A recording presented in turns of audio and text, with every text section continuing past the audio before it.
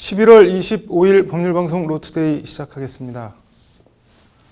초저금리 시대 연 8%의 안정적인 수익률을 보장해주는 투자처가 있다면 솔깃하실 텐데요. 오늘 로투데이는 이 같은 평범한 시민들의 주머니를 노리는 리조트 투자 사기 얘기로 시작하겠습니다. 수익형 리조트 분양 사업에 암보험금으로 받은 수천만 원을 투자했다가 자금을 회수하지 못하고 있는 한 여성의 사례 보시겠습니다. 장한지 기자입니다. 경기도 가평의 한 한적한 마을입니다. 주택 골조공사가 한창입니다. 주택 규격이 일정한 걸로 봐서 빌라 같은 공동주택 단지를 조성하는 것으로 보입니다. 해당 부지에서 빌라를 짓고 있는 개발업체 홈페이지입니다. 가평 분양상품 보기를 클릭해봤습니다. 숲에 둘러싸인 수십 채의 전원주택단지 조감도가 화면을 가득 채웁니다. 야외 수영장에 반려견 놀이터, 눈 내린 바깥 풍경을 바라보며 목욕을 즐길 수 있는 사진까지 한눈에도 여유롭고 호화로워 보이기까지 합니다. 이른바 모든 휴식시설을 갖춘 풀빌라 광고입니다. 상품 안내라고 되어 있는 곳을 보면 답답한 공간에서 벗어나 지친 삶을 힐링할 수 있는 고품격 휴식을 제공한다고 소개하고 있습니다. 주변 환경과 인근 관광지 등을 소개하며 연 8% 수익률을 5년간 보장한다며 투자자들을 끌어모으고 있습니다. 업체는 가평, 제주 등 여러 곳에서 풀빌라 사업을 진행하고 있습니다. 박수현 씨도 연 8% 수익률을 보장하고 1년 수익금을 선지급해준다는 말에 혹해 지난 2018년 이 업체가 짓는다는 풀빌라에 2천여만 원을 투자했습니다. 가입되어 있던 보험사와 연계되어 있다는 말에 유방암 진단을 받고 받은 암보험금을 아무 의심 없이 투자했습니다. 저는 그 보험사랑 연결되어 있고 거기는 또 그 연결돼 있으니까 뭐 괜찮은 회사겠거니 생각하고 이제 투자를 한 거고요. 그쪽에서 얘기할 때 뭐 이런 건이 있다. 그 개발건이 있다. 리조트를 좀 저렴하게 가져가라. 그래서 그때 생각했을 때는 이게 되게 괜찮은. 그런데 1년에 2차례 준다던 수익금 지급 시기가 도래했는데도 수익금은 들어오지 않았고 업체는 수익금 지급을 차일피일 미루기만 했다고 합니다. 그냥 의심 없이 기다렸어요. 근데 9월 초가 됐는데 입금이 안 되는 거예요. 그래서 이번에 입금이 안 됐는데 어떻게 된 건가요? 이런 식으로 문의를 했더니 오늘 입금 되실 거예요. 그렇게를 한 일주일 하더라고요. 근데 일주일 그렇게 몇 번 하다가 또 안 돼서 아니 계속 입금 안 되는데 이게 어떻게 된 거냐고 물어보면은 그때 물어보니까 이게 입금이 돼야 되는데 뭐 코로나 때문에 뭐 수금이 지연돼서 뭐 늦을 것 같다. 정신이 번쩍 든 박 씨는 계약서를 다시 꺼내 계약서상에 나와 있는 분양회사에 문의를 했다가 황당한 답변을 들었습니다. 박 씨와 분양계약서를 쓴 업체가 계약금을 안 내 계약이 파기됐다는 청천벽력 같은 말을 들은 겁니다. 지금 이게 제대로 공사가 되고 있는 중인가 알아보려고 다시 계약서를 펴서 제대로 쭉 읽어봤어요. 그래서 분양사무소에다가 전화를 했어요. 거기랑 계약하셨어요? 이러는 거예요. 예전에 계약 자체는 하긴 했대요. 계약금을 안 내서 계약이 파기됐다고 그러더라고요, 저한테는. 그 말을 들으니까 아찔한 거예요. 그래서 박 씨는 부랴부랴 계약 해지와 투자금 반환을 요청했지만 한 달 안에 입금해주겠다는 말과 달리 투자금을 언제 다 돌려받을 수 있는 건지 기약할 수 없는 처지가 됐습니다. 남편이 거기 찾아갔어요. 네, 찾아가서 달라고 얘기하니까 오늘 뭐 대출 받을 게 있다. 거기 대출 받으면은 해주겠다. 라고 남편이 한 1시쯤에 도착했는데 뭐 2시? 그때쯤에 얘기가 그렇게 됐고 4시쯤에 입금해주겠다라고 했대요. 근데 4시 지나도 안 돼서. 결혼을 앞두고 대박까진 아니어도 소소하게 결혼 자금에 보태거나 결혼 뒤 생활비라도 보탤 요량으로 2천만 원 넘는 암 진단금을 투자했다가 오도 가도 못할 처지에 몰린 박 씨는 분통을 넘어 허탈해합니다. 이게 원래 또 비싼 건데 좀 다른 사람들보다 저렴하게 계약할 수 있는 기회를 준다 뭐 이런 식으로 얘기를 했었어요. 네. 그래서 뭐 그런가 보다 하고 그때는 그게 되게 도움이 많이 될 거라고 생각을 해서 동의를 해줬는데 이렇게 될 줄 알았나요? 법률방송 장하지입니다.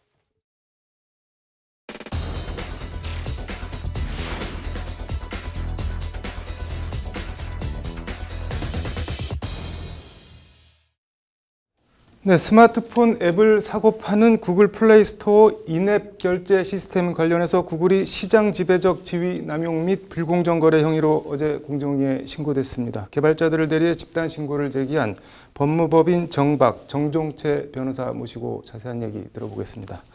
변호사님, 24일 공정위에 집단 신고를 제기한다는 사실 법률방송이 지난 20일 단독 보도했고 구글의 집단 신고 예정 하루 전인 23일이죠. 그 모든 앱 수수료 30% 책정 방침 일단 내년 9월 말까지는 유예하겠다고 한 발 물러섰는데 그럼에도 집단 신고를 강행이라면 강행을 하신 건데 뭐 특별한 이유가 있으신가요? 일단 이 구글 네.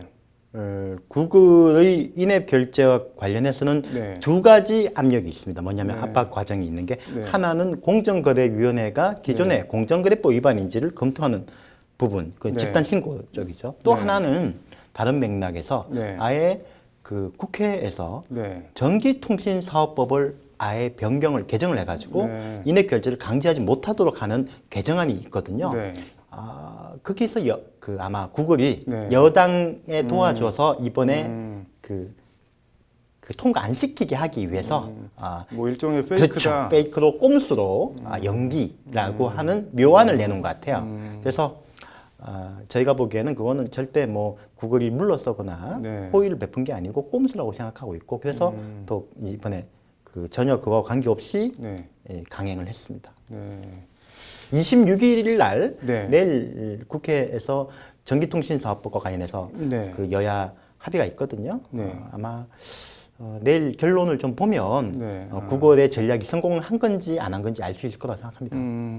그러면 우리 공정위가 뭐 구글이 시장 지배적 지위 남용한 거 맞다, 불공정 거래 행위한 거 맞다라는 네. 결론을 내린다고 하더라도 뭐 구글이 우리나라 회사도 아니고 뭐 이게 뭐 실효적인 제재나 시정이 뭐 가능은 한 건가요? 당연히 가능합니다. 왜냐하면 네. 구글이 한국에서 벌어들이는 돈만 해도 1년에 수조 원이 넘거든요. 네. 그렇기 때문에 당연히 구글의 이 회사가 본사가 네. 지금 그 싱가포르에 네. 있는 회사를 통해서 한국에 사업을 하고 있는데 네. 그렇더라도 한국에서 과징금 부과 명령이 내려오면 당연히 네. 납부를 합니다. 안 하면 우리 공정위가 네. 그 매출 채권을 압류하고 통장 압류하면 되는 거거든요.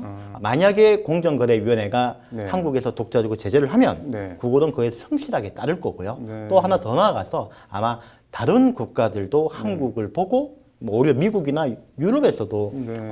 한국과 유사한 조치를 취할 가능성이 크다고 봅니다. 그런데 뭐 집단 신고 과정에 구글의 뭐 유무원 압박으로 신고를 뭐 포기 유예한 스타트업들이 많다고 하는데 이건 또 무슨 얘기인가요? 이건 제가 직접 이 네. 플랫폼 사업자가 아니고 화난 사람들이 플랫폼으로 네, 네. 접촉을 했지 않습니까? 네. 애초에 아주 많은 디지털 콘텐츠 사업자들, 스타트 사업자들이 울분을 토로하고 네. 집단 신고를 준비를 했습니다. 네. 그런데 한 회사씩 다 미안하다, 빠지겠다, 무섭다, 얘기가 들어왔다 하면서 다 이제 하나씩 많이 빠졌고 또 그 회사들 중에 아예 이제 우리는 신고는 못한다라는 회사들도 있고 일단은 지켜보겠다라는 회사도 있고 신고는 못하지만 조사 과정에서 적극 도와주겠다 이런 많은 회사들이 있었습니다. 그래서 그런 것들을 보면 네. 차마 말은 못하지만 무언의 압력이 있었다고 화난 사람들은 보고 있는 거죠. 많은 회사들이 참 힘든 걸 토로를 많이 했고 특히 저희가 이제 제가 화난 네. 사람들로부터 전해들은 얘기 중에 기억에 남는 것이 네.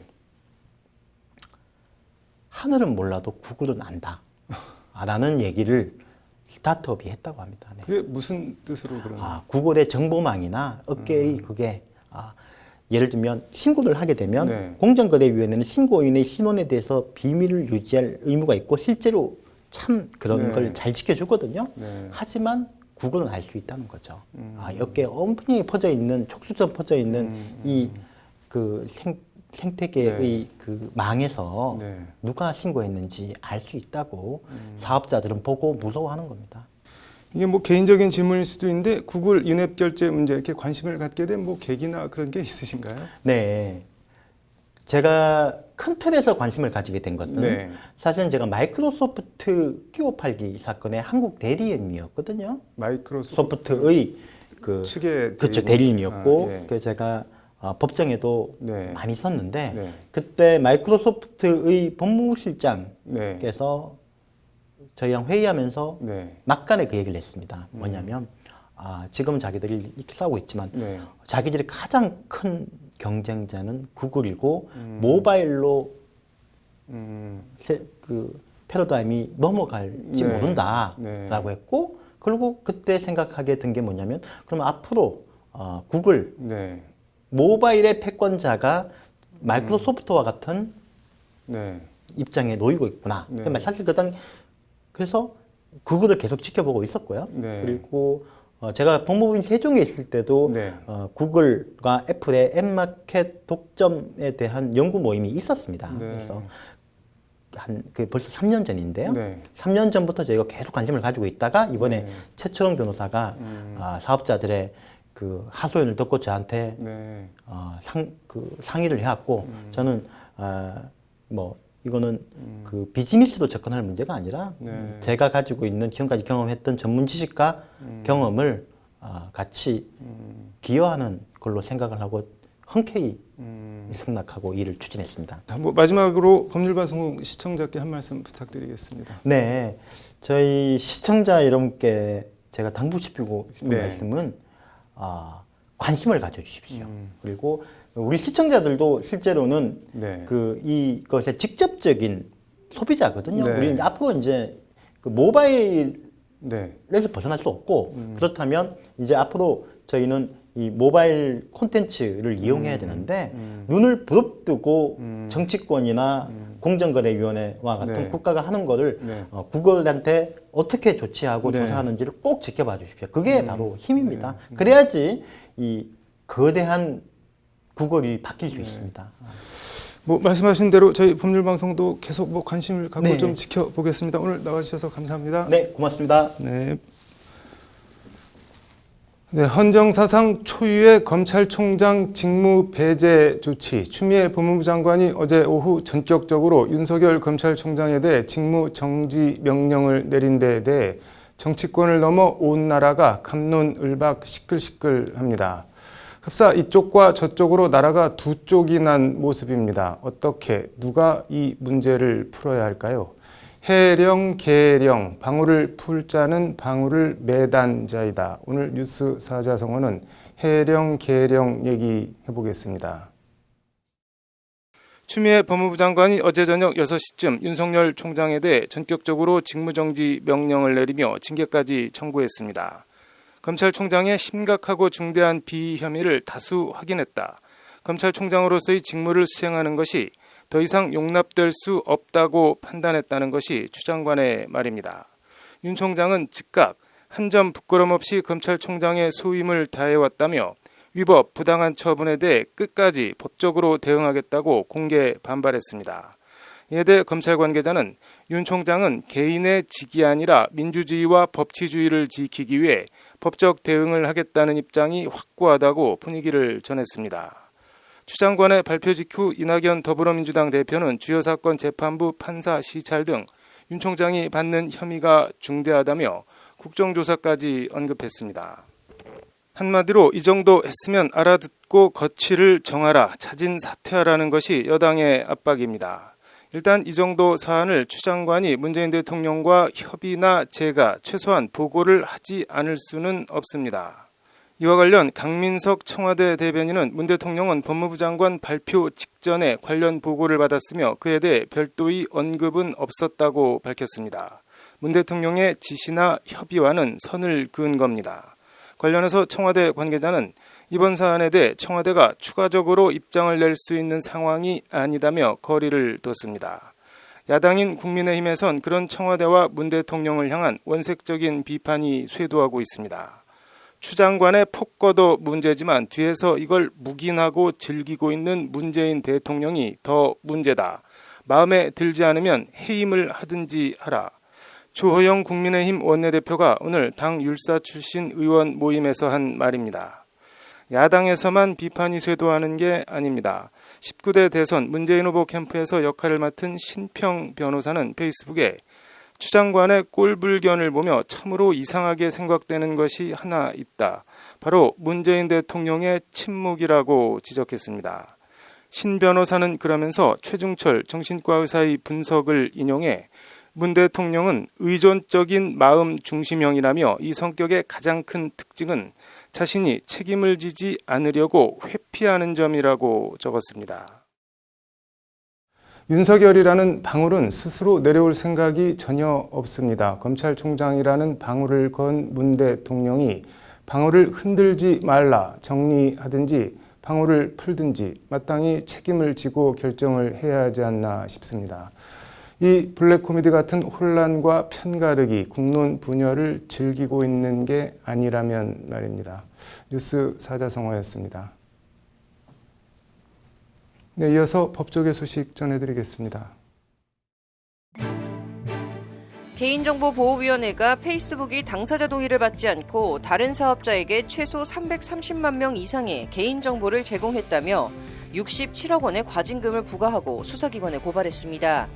개보위는 67억 원은 개인정보보호법규 위반 과징금 중 역대 최대 규모라고 밝혔습니다. 횡령과 배임 혐의로 1심에서 징역 2년 실형을 선고받았던 조현준 효성회장이 2심에서 일부 혐의가 무죄가 되면서 징역형 집행유예를 선고받았습니다. 조현준 회장은 1심에서 실형을 선고받긴 했지만 증거를 인멸하거나 도주 우려가 없다며 구속되지는 않았습니다. 자신이 예약한 노래를 취소한 것에 화가 난다는 이유로 맥주병으로 상대방을 때려 다치게 한 50대가 1심에서 징역 6개월 실형을 선고받았습니다. 울산지법은 피해자가 많은 피를 흘리며 고통을 호소하는데도 도주했다며 이같이 선고했습니다. 사법연수원 40기 김소망 수원지법 안산지원 판사와 연수원 27기 유경근 서울중앙지법 부장판사 등 20명이 서울변에 선정 2020년 최우수 법관에 선정됐습니다. 김소망 판사와 유경근 판사는 서울변에 소속 변호사들의 평가에서 100점 만점을 받았습니다.